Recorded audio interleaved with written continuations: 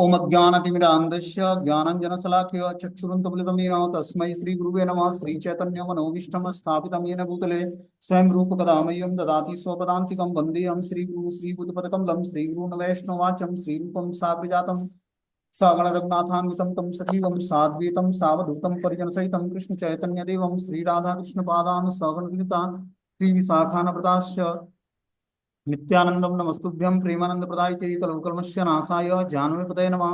नमो महावदन्याय कृष्ण प्रेम प्रदायते कृष्णाय कृष्ण चैतन्य नामिने नमः। पंचतत्वात्मकं कृष्णं भक्तरूपाश्वरीतं भक्तावतारं मुक्ताख्यं नमामि भक्तशक्तिकं। हे कृष्ण करुणा सिन्धु दीनबन्धु जगत्पतये गोपेश गोपिका कांत राधा कांत नमस्तुते तप्त कांचन गौरांगे श्री राधे वृंदावनेश्वरी वृषभानुसुते देवी प्रणमामि हरिप्रिये।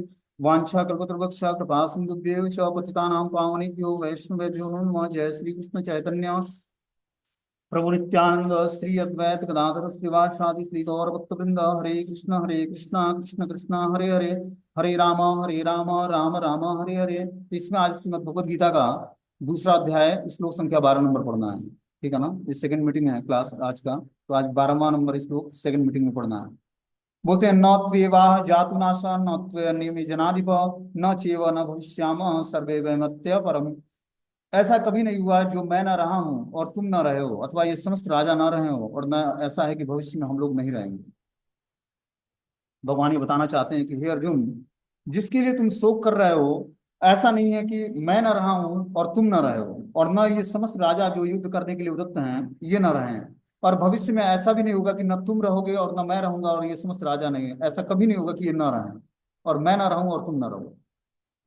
हो सकता है इस शरीर में ना रहें, लेकिन किसी न किसी शरीर में हम लोग रहेंगे।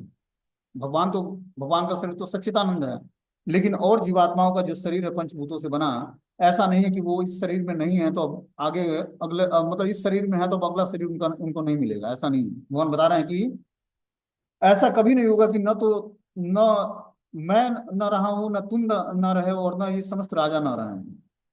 बोलते हैं, वेदों और कठोपनिषद और श्वेताश्वर उपनिषद में भी कहा गया है कि श्री भगवान असंख्य जीवों के कर्म और कर्म फलों के अनुसार उनकी अपनी अपनी परिस्थितियों में पालक हैं। भगवान ही हर परिस्थिति में क्या करते हैं, हम जीवात्मा का पालन पोषण करते हैं। वही भगवान अंश रूप में हर जीव के हृदय में वास करते हैं। केवल साधु पुरुष जो एक ही ईश्वर को भीतर बाहर देख सकते हैं, पूर्ण एवं शांति, शाश्वत शांति प्राप्त कर सकते हैं। और जब हमें शाश्वत शांति प्राप्त करनी है तो हमें क्या करना पड़ेगा, ईश्वर को भीतर और बाहर, भीतर मतलब परमात्मा के रूप में अपने भीतर, और बाहर मतलब हर जीवात्मा के अंदर परमात्मा का दर्शन। ये कैसे स्थिति प्राप्त होगी कि हम हर जीवात्मा के अंदर भगवान का दर्शन कर पाए। अभी अपने को हमें कष्ट होता है तो हमें रियलाइज होता है कि कष्ट हो रहा है, लेकिन अगर हम किसी को कष्ट देते हैं तो हमें रियलाइज नहीं होता कष्ट का। क्यों? हम उसको भगवान का अंश नहीं मानते हैं। इसलिए उसके कष्टों से हम अपने को कष्ट, मतलब उसके कष्ट होता है, वो दूसरे व्यक्ति को कष्ट होता है तो उससे अपने को कष्ट नहीं होता। किस कारण से नहीं होता है? क्योंकि हम उसको भगवान का अंश नहीं मानते हैं। जब हम, हमारी दृष्टि ऐसी हो जाएगी कि हर जीवात्मा के अंदर भगवान का दर्शन होगा परमात्मा के रूप में, तब हम किसी को भी कष्ट नहीं पहुंचाएंगे। ये स्थिति कब प्राप्त होती है? जब व्यक्ति विद्या और विनय से संपन्न हो जाता है। बोलते हैं भगवान, विद्या विनय संपन्ने ब्राह्मणे गविहस्तिनि सुनी चेव स्वपाके च पंडिता समदर्शिना। जब व्यक्ति पंडित की स्थिति प्राप्त कर लेता है, अब हम लोग सोचते हैं कि पंडित की स्थिति है कि जो कथावाचक होते हैं पंडित कहलाते हैं। ऐसा नहीं है। भगवान पंडित को क्या बोलते हैं? जो पंडित एक उपाधि है, वो उपाधि कौन धारण करता है? विद्या विनय संपन्न ब्राह्मणे गविहस्तिनि, जो विद्या और विनय से संपन्न है, जो ब्राह्मण गाय हाथी कुत्ता और चांडाल में समान दृष्टि रखता है, सबको एक, सबके अंदर परमात्मा का दर्शन करता है। सबके हृदय में परमात्मा रूप में भगवान स्वयं कृष्ण ही परमात्मा रूप में निवास करते हैं। उसको इंडिकेट करते हैं कि हे बेटा, तुम ये काम गलत कर रहे हो और ये काम सही कर रहे हो। जब जीवात्मा के अंदर आध्यात्मिक शक्ति होती है, तब वो परमात्मा की आवाज को सुनकर समझकर और ये जान पाता है कि कौन से कार्य गलत हैं और कौन से कार्य सही हैं, और किस कार्य को कर कर हम अच्छी गति को प्राप्त करेंगे और किस कार्य को करके नरक की प्राप्ति होगी। ये बात वो जानने लगता है। कब? जब उसके पास आध्यात्मिक शक्ति होती है और वो परमात्मा की आवाज को सुनने की योग्यता होती है उसके अंदर। हर हृदय में परमात्मा, आप जो भी कार्य करते हो उसके साक्षी हैं, और वो आपको इंडिकेट करते हैं कि ये काम तुम गलत कर रहे हो, इसको सुधार लो। लेकिन हमारे पास आध्यात्मिक शक्ति ना होने के कारण हम उस आवाज को सुनकर भी निग्लेक्ट कर देते हैं। तो ये शक्ति प्राप्त कैसे होगी कि हम परमात्मा के द्वारा हर एक इंडिकेशन को समझें क्योंकि वही हमारे वास्तविक मित्र हैं।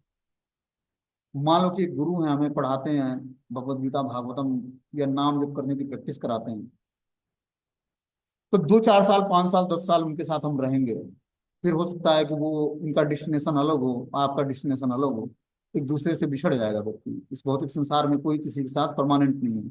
लेकिन एक जो परमात्मा है, हर व्यक्ति के साथ हृदय में बैठे परमात्मा गुरु के रूप में, उसके चैत्य गुरु के रूप में कार्य करते हैं। ठीक है ना। वो आपका कभी साथ छोड़ने वाला नहीं है।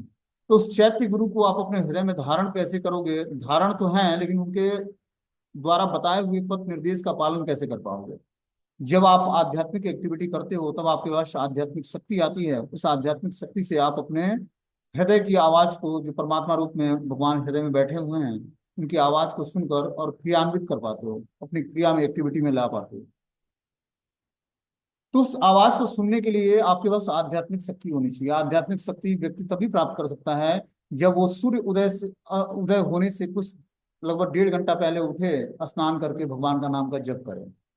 जैसे जैसे भगवान के नाम का जप करेगा सूर्य उदय होने से पहले, तो उसको आध्यात्मिक शक्ति प्राप्त होगी। एक होता है भौतिक शक्ति। भौतिक शक्ति से हम अपने भौतिक कार्य कर पाते हैं, जॉब कर लेते हैं, बिजनेस कर लेते हैं, बीवी बच्चों का पालन पोषण कर लेते हैं, भौतिक शक्ति है। आपके पास शारीरिक शक्ति है, क्वालिफिकेशन है, योग्यता है, टैलेंट है, उससे आप अपना रोजी रोटी कमा लेते हो, बिजनेस व्यापार कर लेते हो, या फिर जॉब कर लेते हो, या अलग अलग एक्टिविटी करके धन कमाता है व्यक्ति अपने क्वालिफिकेशन और योग्यता के हिसाब से। तो क्या है आपके पास? कुछ भौतिक एजुकेशन है, कुछ भौतिक पावर है। उसी तरह आध्यात्मिक योग्यता, आध्यात्मिक पावर क्या करती है? व्यक्ति को आध्यात्मिक चीजों से, जो भगवान के अंदर दिव्य गुण हैं, उस गुणों को डेवलप करने की योग्यता आपके अंदर लाती है। ठीक है ना। और आध्यात्मिक गुण ऐसे गुण हैं जो आपको दिव्य स्तर पर ऊपर उठाता है, आपकी चेतना को बहुत ही उत्कृष्ट बना देता है। हमने, पता नहीं इस क्लास में बताया हमने भगवत गीता के, जब व्यक्ति अपने इंटेलिजेंस का प्रयोग, बुद्धि का प्रयोग 4 से 5% करता है, तो वो बिजनेस व्यापार कर लेता है, जॉब कर लेता है, परिवार का पालन पोषण कर लेता है। उसी बुद्धि का प्रयोग करके साइंटिस्ट जो है 10 से 12% कुछ आविष्कार कर लेता है, खोज कर लेता है। और उसी बुद्धि का प्रयोग करके जो है, एक भक्त जो है भौतिक संसार और आध्यात्मिक संसार में बैलेंस बनाकर और आध्यात्मिक एक्टिविटी को अच्छे तरीके से करके और भौतिक जीवन भी अच्छा जी लेता है। तो अगर हम अच्छा जीवन जीना चाहते हैं तो क्या करना पड़ेगा? हमें भगवान की शरण ग्रहण करनी पड़ेगी।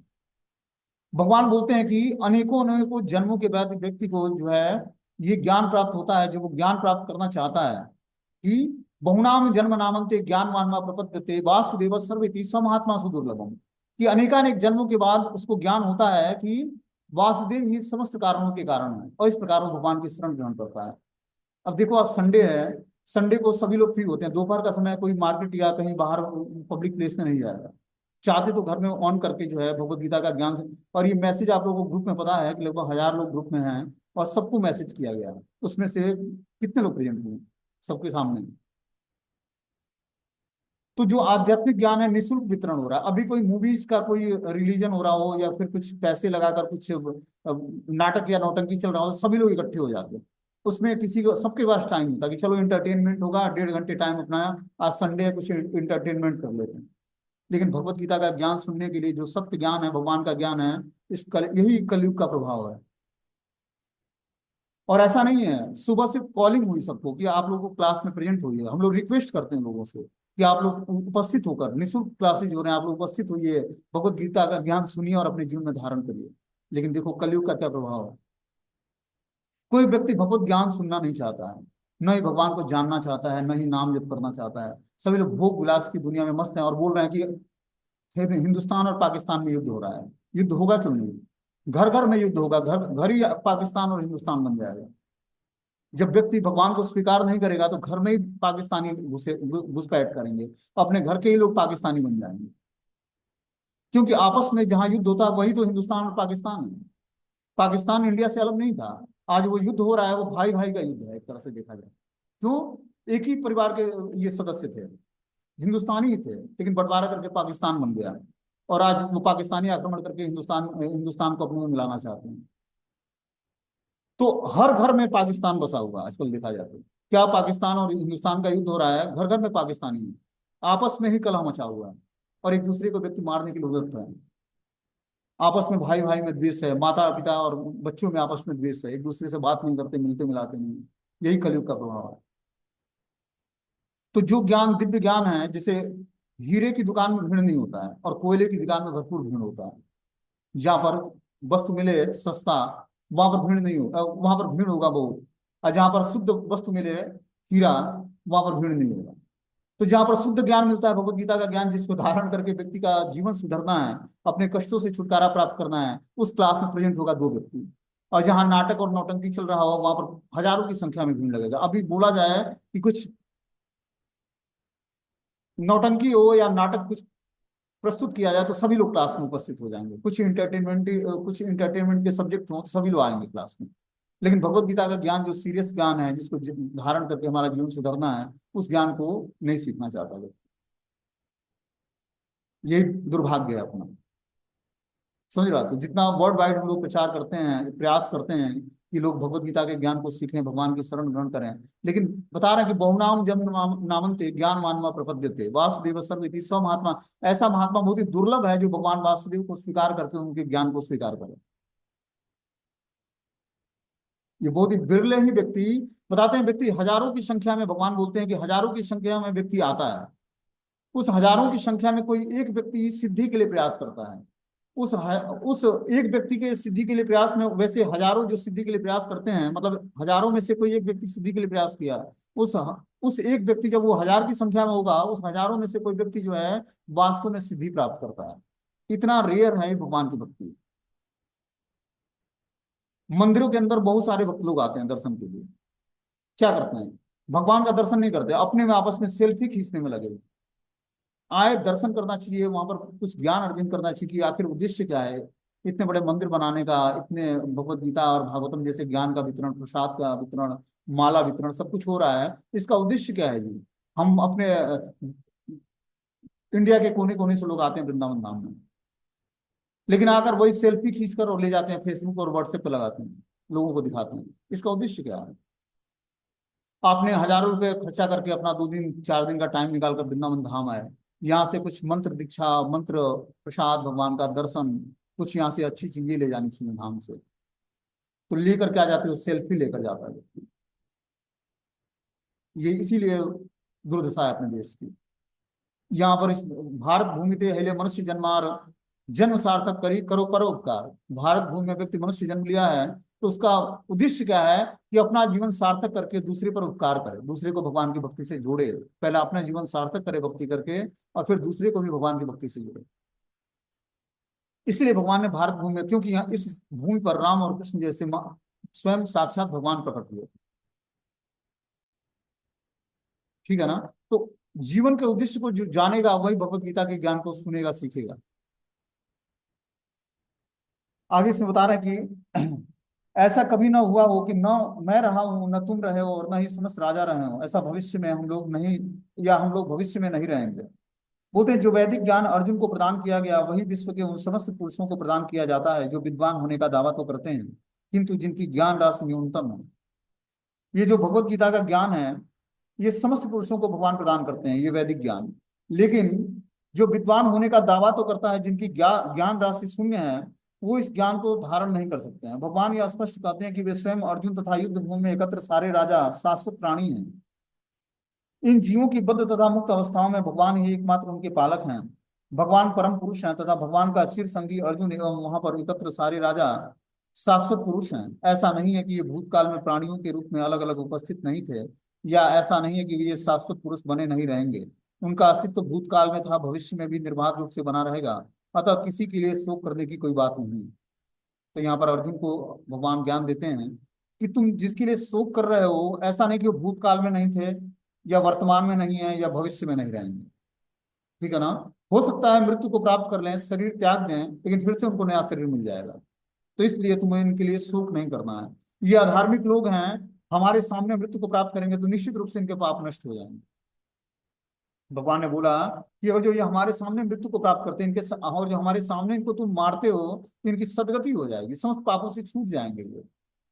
इसलिए हे अर्जुन, तुम इनको मारो, युद्ध करो इनसे। और भगवान बताते हैं, हे अर्जुन, तुम बस निमित्त मात्र हो युद्ध में, ये तो पहले ही मेरे द्वारा मारे जा चुके हैं, क्योंकि इन्होंने अधार्मिक कार्य किया है। अधर्म का साथ दिया है। इसलिए पहले ही मेरे द्वारा बस तुमको मैंने निमित्त बनाने के लिए, तुमको एक माध्यम बनाने के लिए तुमको मैंने इस कुरुक्षेत्र के युद्ध स्थल में उपस्थित किया है।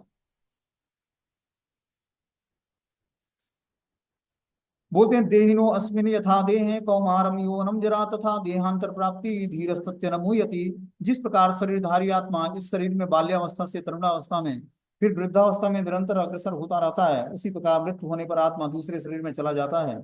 धीर व्यक्ति ऐसे परिवर्तन से मोह को प्राप्त नहीं होता है।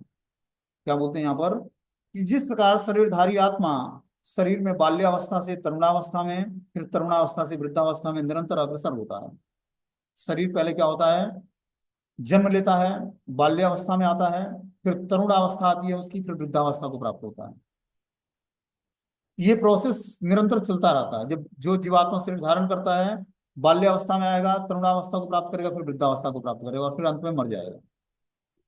उसी प्रकार मृत्यु होने पर आत्मा दूसरे शरीर में चला जाता है। जैसे वृद्धावस्था के बाद मृत्यु आती है तो आत्मा निकलता है शरीर से और दूसरे शरीर में प्रवेश कर जाता है। बता रहे हैं धीर व्यक्ति ऐसे परिवर्तन से मोह को प्राप्त नहीं होता है। जो धीर व्यक्ति होता है वो जानता है कि शरीर में परिवर्तन आएंगे, शरीर को की मृत्यु भी होगी, लेकिन इससे वो प्रभावित नहीं होता है। तो ऐसा कब होगा, जब हम ज्ञान में स्थिर होंगे। कैसे ज्ञान में, आध्यात्मिक ज्ञान में। हम किसी के लिए शोक करते हैं, किसी के लिए जो है करुणा करते हैं, किसी को देख कर प्रसन्न होते हैं, किसी को देखकर दुखी होते हैं। क्यों? क्योंकि अभी हम भौतिक चेतना में हैं। जब हमारी चेतना आध्यात्मिक हो जाएगी धीरे धीरे, भगवत गीता को सुनकर हमारी चेतना आध्यात्मिक बनेगी। और जब हम भगवान के नाम का जप करेंगे तो हमारी चेतना धीरे धीरे आध्यात्मिक बनेगी। आध्यात्मिक चेतना और भौतिक चेतना में अंतर क्या है कि भौतिक चेतना से हम भौतिक विषयों का चिंतन करते हैं और आध्यात्मिक चेतना से भगवान का चिंतन करते हैं। भौतिक चेतना में जब हम होते हैं तो ये भौतिक संसार में बांधता जाता है। जन्म मृत्यु जरा व्याधि के दोषों में हम बंधे रहते हैं। लेकिन जब हम आध्यात्मिक चेतना में स्थिर होते हैं तो धीरे धीरे जन्म मृत्यु जरा व्याधि से छुटकारा प्राप्त करके कृष्ण की शरण ग्रहण करते हैं। और इस प्रकार जीवात्मा जब भगवान की शरण ग्रहण करता है तो धीरे धीरे जन्म मृत्यु जरा व्याधि से छूट जाता है। बोलते हैं प्रत्येक जीव एक व्यष्टि आत्मा है और प्रति क्षण अपना शरीर बदलता रहता है, कभी बालक के रूप में, कभी युवा अवस्था, कभी वृद्ध पुरुष के रूप में। तो भी आत्मा वही रहता है, उसमें कोई परिवर्तन नहीं होता है। यह व्यष्टि आत्मा मृत्यु होने पर अंततोगत्वा एक शरीर बदलकर दूसरे शरीर में देहांतरण कर जाता है। और चूंकि अगले जन्म में उसका शरीर मिलना अवश्य संभावी है, चाहे वह शरीर आध्यात्मिक हो या भौतिक। अतः अर्जुन के लिए न तो भीष्म न द्रोण के लिए शोक करने का कोई कारण है। क्या बोलते हैं कि प्रत्येक जीवात्मा एक व्यष्टि आत्मा है। वो प्रतिक्षण अपना शरीर बदलता रहता है, शरीर में निरंतर बदलाव आता है। ठीक है ना। जब बाल्यावस्था में थे तो हम सुकुमार अवस्था में थे, जब तरुणावस्था में आए तो शरीर यंग हो गया। ठीक है ना। और जब वही शरीर वृद्धावस्था में आ जाता है तो जर्जर हो जाता है। तो शरीर में निरंतर क्या हो रहा है, हम लोग को लगता होगा कि उम्र बढ़ रही है हमारी। हम लोग हर साल जो है बर्थडे सेलिब्रेट करते हैं, कैंडल जलाते हैं कि चलो आज 25वां जन्मदिन है तो 25 कैंडल जलाएंगे। और कैंडल बुझाते हैं, फिर केक काटते हैं और सभी लोग बांटते हैं आपस में और इंजॉयमेंट करते हैं। लेकिन उस मूर्ख व्यक्ति को ये नहीं पता है कि जीवन का एक साल और नष्ट हो गया हमारा और मैंने कुछ हासिल नहीं किया। मतलब जीवन क्षणिक है, कुछ टाइम के लिए मिला है, 20 बरस, 25 बरस, 50 बरस या 60 बरस। उस क्षणिक समय को हम लोग यूं ही गंवा देते हैं बस इंजॉयमेंट के साधनों को जुटाने में, इकट्ठा करने में और इंजॉयमेंट करने में। लेकिन एकमात्र उद्देश्य क्या है इस जीवन का, मनुष्य जीवन का, कि हम भगवान के भगवत प्राप्ति के लिए प्रयास करें। भगवत प्राप्ति कब होगी, जब हम भगवान के भगवत गीता और भागवतम जैसे ज्ञान के अनुसार जीवन जीना शुरू करेंगे और भगवत नाम का जप करेंगे, तब हम जाकर आध्यात्मिक जीवन पर चलना शुरू करेंगे। देखो श्रीमद् भागवतम का जो ज्ञान है उसमें भगवान ने जो है वेद व्यास ने 9वें कैंटो तक श्रीमद् श्रीमद् नारायण की भक्ति बताई है। श्रीमद् नारायण के अलग अलग स्वरूपों की भक्ति बताई है, जैसे बराह, कूर्म, नरसिंह और ऐसे जो है भगवान के कल की अवतार और अलग अलग अवतार, भगवान के 24 अवतारों का वर्णन श्रीमद् भागवतम में मिलता है। लेकिन कृष्ण अवतार नहीं है। कृष्ण क्या है, अवतारी पुरुष है। इन्हीं से सारे अवतार प्रकट होते हैं और इन्हीं में जाकर समाहित हो जाते हैं। कृष्ण अपना विस्तार पहले बलराम के रूप में करते हैं, बलराम चतुर्व्यूह के रूप में करते हैं, चतुर्व्यूह से एक स्वरूप होता है 3 विष्णु के रूप में। और उस 3 विष्णु अलग अलग जो है सृष्टि का क्रिएशन करते हैं, निर्माण करते हैं और अलग अलग पालन पोषण करते हैं। तो भगवान कृष्ण जो है अवतारी पुरुष हैं, इन्हीं से सारे अवतार प्रकट होते हैं। ठीक है। तो अवतारी पुरुष भगवान श्री कृष्ण है। अब इनकी शरण ग्रहण करने के लिए हमें भगवत गीता का ज्ञान सीखना चाहिए। हमने बताया कि श्रीमद् भागवतम में 10th कैंटो में जाकर भगवान कृष्ण का ज्ञान शुरू होता है। जब व्यक्ति नारायण भगवान श्री नारायण के सारे शुद्ध भक्तों का चरित्र सुन लेता है, भगवान श्री नारायण के अलग अलग अवतारों की कथा सुन लेता है, तब जाकर उसके अंदर योग्यता आती है कि वो कृष्ण को तत्व से जान पाए। कृष्ण तत्व कोई साधारण तत्व नहीं है। इस तत्व को जानने के लिए व्यक्ति को पहले नारायण फॉर्म के भगवान के स्वरूप को जानना पड़ेगा। भगवान के चतुर्भुज स्वरूप को, नरसिंह, वराह, कूर्म, अलग अलग अवतार है, मीन अवतार है, कच्छप अवतार है भगवान का, परशुराम अवतार, राम अवतार, इन सब अवतारों की जब व्यक्ति कथा सुन लेता है, तब जाकर 10वें कैंटो में प्रवेश करता है, जब भगवान श्री कृष्ण की बाल लीलाएं शुरू होती हैं, भगवान की मथुरा लीला शुरू होती है, द्वारका लीला शुरू होती है। क्योंकि वो योग्यता प्राप्त करना जीवात्मा के वश का तब तक संभव नहीं है जब तक वो भगवान का भजन करके शुद्ध नहीं होता है। तो इसीलिए व्यास देव ने बहुत ही क्रमिक विकास करने के लिए, आध्यात्मिक रास्ते पर क्रमिक विकास करने के लिए भगवत गीता और भागवतम का ज्ञान बहुत ही व्यवस्थित तरीके से दिया है। अचानक आप 10th कैंटो पढ़कर कृष्ण को जान नहीं पाओगे। जब तक आप पहले कैंटो से पढ़ना श्रीमद् भागवतम सुनना शुरू नहीं करोगे, तब तक आप 10वें कैंटो को समझ नहीं पाओगे। और भगवान की जो गोपनीय लीलाएं हैं गोपियों के साथ, उसको समझना तो बहुत ही मुश्किल है। क्योंकि उस ज्ञान को सुनकर पछा जाना सबके बस का नहीं है। वो लगेगा सांसारिक स्त्री पुरुष का खेल है भगवान के साथ, लेकिन ऐसा नहीं है। वो सब जो है गोपियां, राम अवतार में भगवान ने सबकी मनोअभिष्ट को पूर्ण करने के लिए भगवान ने कृष्ण अवतार लिया। और कृष्ण अवतार में जितने भी वनवास के समय जितने भी ऋषि महात्मा मिले राम अवतार में, उस सारे अवतारों और सारे महात्माओं की इच्छा पूर्ण करने के लिए भगवान कृष्ण ने अवतार लिया। और इस तरह से सारी सारी गोपियां ग्वाल बाल और गौवें बनकर आती हैं और भगवान श्री राम के कृष्ण के साथ रास नृत्य करती हैं। तो लगेगा एक सांसारिक स्त्री पुरुष की तरह वो रास नृत्य है, लेकिन ऐसा नहीं है। वो दिव्य धरातल पर आध्यात्मिक है पूर्ण रूप में। उसको समझने के लिए हमें अपनी चेतना को उत्कृष्ट बनाना पड़ेगा, तब जाकर हम उस भगवान के आध्यात्मिक ज्ञान को समझ पाएंगे। बोल रहे हैं प्रत्येक जीव एक व्यष्टि आत्मा है। वो प्रति क्षण अपना शरीर बदलता रहता है, कभी बालक, कभी युवा अवस्था और कभी वृद्ध पुरुष के रूप में। तो भी आत्मा वही रहता है, उसमें कोई परिवर्तन नहीं होता। यह व्यष्टि आत्मा मृत्यु होने पर अंततः गत्वा एक शरीर बदलकर दूसरे शरीर में देहांतरण पड़ जाता है। शरीर में समय के साथ साथ परिवर्तन होते हैं, अंत में क्षीण होता है और क्या होता है, एक शरीर से परिवर्तित होकर दूसरे शरीर में चला जाता है। यह व्यष्टि आत्मा मृत्यु होने पर अंततः गत्वा एक शरीर बदलकर दूसरे शरीर में देहांतरण कर जाता है। और चूंकि अगले जन्म में उसको शरीर मिलना अवश्य संभावी है, चाहे वह शरीर आध्यात्मिक हो या भौतिक। अतः अर्जुन के लिए न तो भीष्म न द्रोण के लिए शोक करने का कोई कारण है। अर्जुन विपरीत पक्ष में भीष्म और द्रोणाचार्य को देखकर शोकित हो जाता है कि हे प्रभु, मैं युद्ध नहीं करूंगा, क्योंकि एक तरफ पितामह और गुरु है हमारे, उनको मैं मारकर कैसे राज्य का भोग कर सकता हूँ।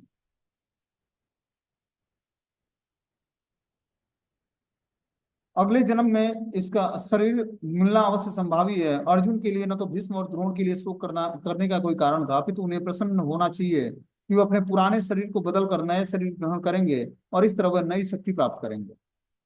चूंकि भीष्म पितामह और द्रोण ने धृतराष्ट्र के पुत्रों से आर्थिक सहायता ली थी, क्योंकि राज्य में रहते अपना शरीर मेंटेनेंस करते, उसके लिए उनको जो भी आवश्यकता होती सब दुर्योधन पूरा करता। और राज्य का राजा था और ये राज्य के नागरिक थे, इनका उत्तरदायित्व था राजा को सपोर्ट करना। अब राजा धार्मिक हो या अधार्मिक, ये जो राज्य में रहते हैं उनका उत्तरदायित्व बनता है कि वो राजा को सपोर्ट करें, और ब्राह्मण है तो उनको राजा को ज्ञान प्रदान करें। लेकिन ये आर्थिक सहायता लेने के कारण दोनों ही मजबूर थे, भीष्म भी और द्रोणाचार्य भी। और दुर्योधन आसुरी प्रवृत्ति का था, इस ब्राह्मणों का कहना भी नहीं मानता था वो। ऐसा नहीं कि भीष्म और द्रोणाचार्य ने मदद नहीं किया, उसको समझाने का प्रयास नहीं किया, लेकिन वो समझने को तैयार नहीं था, क्योंकि वो आसुरी आसुरी लक्षणों से समन्वित था।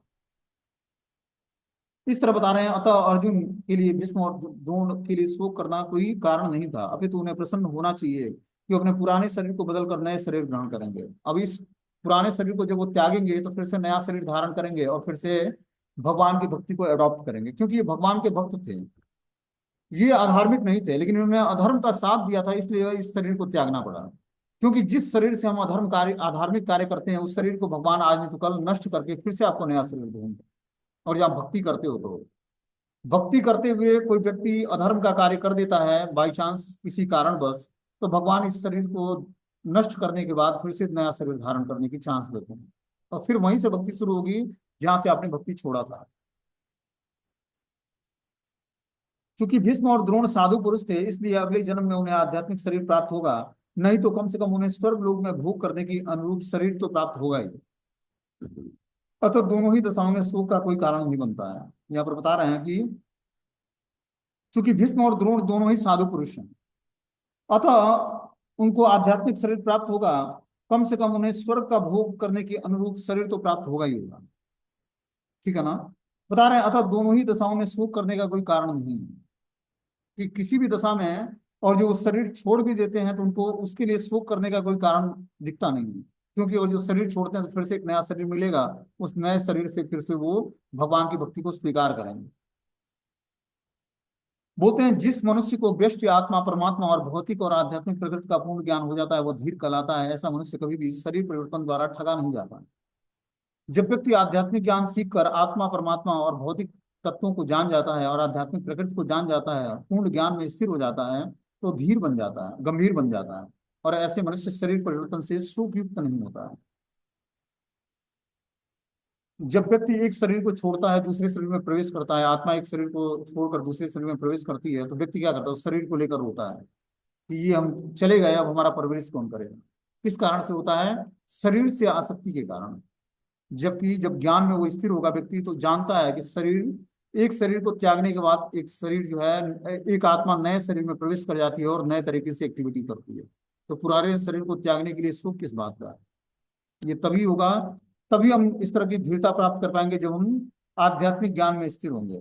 बोलते हैं 14वें श्लोक में, मात्रा स्पर्शास्तु कौन्तेय शीतोष्णा सुख दुखदा आगमापायनो नित्या तांतिक्ष भारत। हे कुंती पुत्र, सुख और दुख का क्षणिक उदय काल क्रम में उनका अंतर्ध्यान होना सर्दी और गर्मी के ऋतुओं के आने जाने के समान है। हे भरतवंशी, वे इंद्रिय बोध से उत्पन्न होता है, अतः मनुष्य को चाहिए कि अविचल भाव से उनको सहन करना सीखे। क्या बोलते हैं यहाँ पर भगवान अर्जुन को कि हे कुंती पुत्र, सुख और दुख का क्षणिक उदय काल क्रम में उनका अंतर्ध्यान होना सर्दी और गर्मी ऋतुओं के आने जाने के समान है।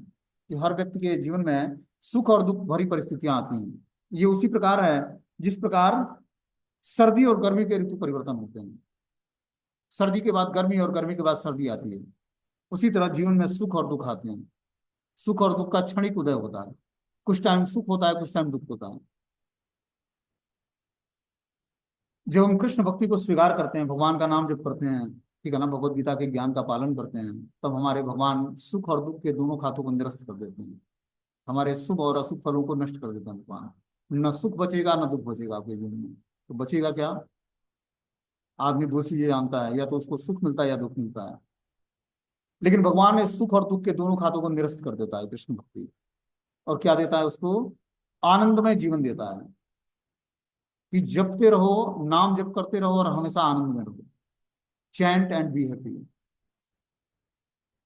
ये स्थिति तभी प्राप्त होगी जब आप निरंतर भगवान का जप करोगे, तब आपके सुख और दुख के खाते भगवान निरस्त कर देंगे और आनंद में जीवन देंगे। आनंदाम बुद्धिवर्धनम प्रतिपदम पूर्णामृत आस्वादनम सर्वात्मनम परम विजेते श्री कृष्ण संकीर्तनम। जब व्यक्ति श्री कृष्ण संकीर्तन करता है तब वो उसके सुख और दुख के खाते निरस्त हो जाते हैं, और आनंदाम बुद्धिवर्धनम, उसका आनंद और बुद्धि का वर्धन होता है। उसकी आनंद की वृद्धि भी होगी निरंतर, और बुद्धि की भी का भी वर्धन होगा निरंतर। इस तरह से आनंद और बुद्धि का वर्धन होकर वो नित्य ही भगवान का संकीर्तन करेगा। अब उसका 24 घंटा संकीर्तन बन जाएगा। वो जॉब बिजनेस करता हुआ, परिवार का पालन पोषण करता हुआ, सब कुछ एक्टिविटी करता हुआ धीरे धीरे जो है भगवान को समर्पित होता जाएगा, क्योंकि चेतना भगवान में स्थिर हो जाएगी। और इस तरह जैसे ही चेतना भगवान में स्थिर होगी, अपनी सारी एक्टिविटी करता हुआ इस भौतिक संसार में किसी भी वस्तु व्यक्ति स्थान से लिप्त नहीं होगा, और जीवात्मा धीरे धीरे मुक्ति स्थिति को प्राप्त कर लेगा।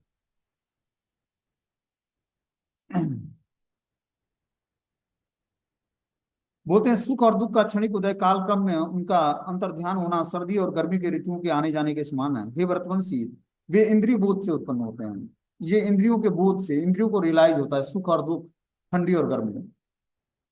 अतः मनुष्य को चाहिए कि अविचल भाव से उनको सहन करना सीखे। मनुष्य को क्या चाहिए? कि अविचल भाव से सुख और दुख को सहना सीखे। जिस तरह गर्मी के बाद सर्दी और सर्दी के बाद गर्मी आती है, ऋतु परिवर्तन होता है, उसी तरह हमारे जीवन में सुख और दुख आते हैं। इस परिस्थिति में हमें विचलित नहीं होना। ये बस इंद्रिय बोध से उत्पन्न होता है, इंद्रियों को रियलाइज होता है सुख और दुख। इस प्लेटफॉर्म से हमें ऊपर उठना है, तब जाकर हम धीरे धीरे जो है अविचल भाव को सहन करना सीख पाएंगे। मतलब किसी भी परिस्थिति में विचलित नहीं होंगे। जब हम आध्यात्म के स्तर पर अपनी चेतना को स्थिर कर देंगे, तो शारीरिक लेवल से जो हमारे जीवन में कष्ट भी आता है तो हम विचलित नहीं होंगे उससे। बोलते हैं कर्तव्य निर्वाह करते समय मनुष्य को सुख और दुख के क्षणिक आने जाने को सहन करने का अभ्यास करना चाहिए। जब हम कर्तव्य निर्वाह करते हैं तो हमारे जीवन में सुख और दुख आते हैं, ठीक है ना। बोलते हैं इन सबको सहन करने का अभ्यास करना चाहिए। जब आप सुख और दुख को सहन करने का अभ्यास कब आएगी? जब आप अध्यात्म में स्थिर होगे, आपकी चेतना भगवान में लगी रहेगी, तब आपके जीवन में सुख आए या दुख आए, आप अपने कर्तव्य पथ से विमुख नहीं होगे।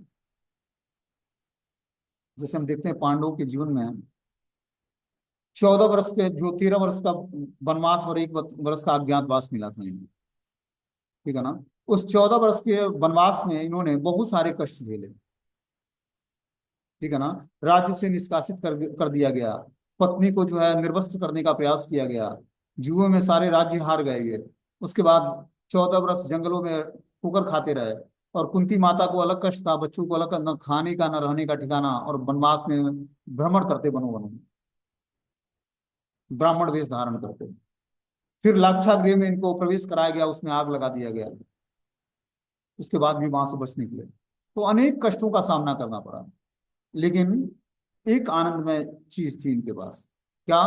कृष्ण की शरण ग्रहण किया था, हर परिस्थिति में भगवान की शरण ग्रहण किया था इन्होंने। श्रीमद् भागवतम में कुंती महारानी की प्रार्थनाएं हैं। इतना हृदय की पुकार है कुंती महारानी की भगवान के प्रति कि उस प्रार्थनाओं को व्यक्ति पढ़कर निश्चित रूप से भगवान के प्रति प्रेम जागृत कर पाएगा। बोलती है कि हे प्रभु, वो आप जब हमारे जीवन में कष्ट देते थे तो हम आपका निरंतर आपका स्मरण कर पाते थे। जितना ही हमारे जीवन में कष्ट आया उतना ही हम अपने आप को अपने करीब पाया हमने। और जितना ही आज सुखमय जीवन आप देते जा रहे हैं उतना ही हम आपको भूलते जा रहे हैं। आप एक दिन समय आया जब भगवान पांडवों से बिछड़कर और हस्तिनापुर से द्वारका के लिए प्रस्थान करने लगे। तब कुंती माता दुखी हो जाती है कि हे कृष्ण, आज तक आपने हमें कष्ट भी दिया और हमारी रक्षा भी किया हर कष्टों में। मतलब कष्ट हमारे जीवन में आए और उस समय आप हमारे साथ थे और हमारी रक्षा करते रहे। आज हम लोग युद्ध करके पांडव पक्ष जो है कौरव पक्ष पर विजय प्राप्त करके और राज्य प्राप्त कर लिया है। और आज आप हम राज्य का भोग करने के लिए आप हमें देकर राज्य को, और आप वापस जा रहे हैं द्वारका के लिए, आप हमसे बिछड़ रहे हैं। और ये जो कष्ट है ये हमारे जीवन के बहुत बड़े विपत्ति का कारण है कि आपसे बिछड़ जाना। वो कष्ट कष्ट नहीं था जो हमें शारीरिक रूप से कष्ट मिलता था, सुख और दुख मिलता था, लेकिन ये जो कष्ट है आपसे बिछड़कर जो हमें कष्ट मिलेगा, इस कष्ट का कोई उपचार नहीं है हमारे जीवन में। तो ये होता है भक्त की स्थिति। वो भगवान से एक पल भी बिछड़ कर रहना नहीं चाहता है। वो चाहता है कि कृष्ण हमारे साथ हमेशा निरंतर बने रहें, नाम के रूप में, गुण के रूप में, लीलाओं के रूप में, धाम के रूप में। और इस तरह से व्यक्ति जो है भगवान के नाम रूप गुण लीला धाम की शरण ग्रहण करता है और कृष्ण को जानने की योग्यता हासिल करता है। बोलते हैं कि कर्तव्य निर्वाह में मनुष्य को सुख और दुख के क्षणिक आने जाने के सुख को सहन करना चाहिए। वैदिक आदेश है कि मनुष्य को जनवरी फरवरी के मास में प्रातः काल स्नान करना चाहिए। उस समय अत्यधिक ठंड पड़ती है, किंतु जो धार्मिक नियमों का पालन करने वाले हैं वो स्नान करने से तनिक भी झिझकते नहीं है। इसी प्रकार एक गृहिणी भीषण से भीषण गर्मी के ऋतु में भी भोजन पकाने से शक्ति नहीं है। जलवायु संबंधी असुविधाएं होते हुए भी मनुष्य को अपना कर्तव्य निभाना होता है। इसी प्रकार युद्ध करना क्षत्रिय का धर्म है। अतः उसे अपने किसी मित्र या परिजन से युद्ध करना पड़े तो उसे अपने धर्म से विचलित नहीं होना चाहिए। मनुष्य को ज्ञान प्राप्त करने के लिए धर्म के विधि विधानों का पालन करने होते हैं, क्योंकि ज्ञान तथा भक्ति से ही मनुष्य अपने आप को माया के बंधन से छुड़ा सकता है। और जब माया के बंधन से छूटना है तो क्या करना पड़ेगा? विधि विधानों का पालन करना पड़ेगा। ज्ञान के अनुसार ज्ञान प्राप्त करके विधि विधानों का पालन करना पड़ेगा। कैसे विधि विधानों का पालन? जो शास्त्रिक दृष्टि से जो विधि विधान दिए गए हैं, 4 नियमों का पालन, नशा न करना, मांसाहार न करना, जुआ सट्टा लॉटरी न खेलना, अवैध संबंध न बनाना, ये 4 वैदिक नियम हैं। इससे व्यक्ति मनुष्य की कैटेगरी में आता है।